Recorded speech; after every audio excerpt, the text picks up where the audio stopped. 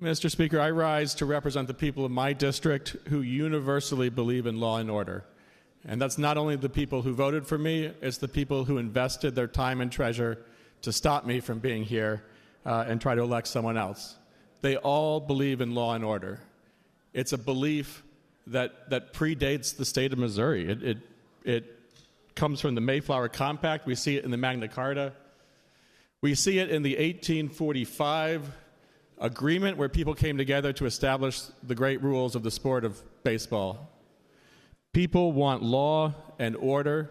We see it in the Constitution where they came together to create a more perfect union, to provide for the common defense, to promote the general welfare.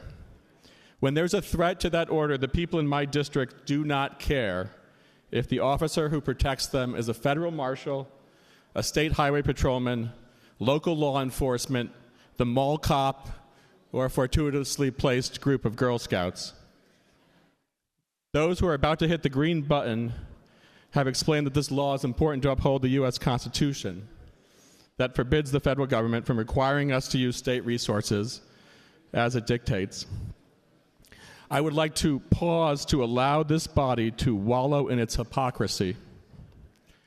Earlier this month, our governor signed an executive order compelling, not just allowing, but requiring state law enforcement officers to enforce federal immigration law. And even this week, we perfected a bill that requires Missourians to sacrifice returns on their pensions at the federal government say so. Those of you hitting the green button can't pretend to have a consistent constitutional reason for doing so. Mr. Speaker, my constituents want law and order.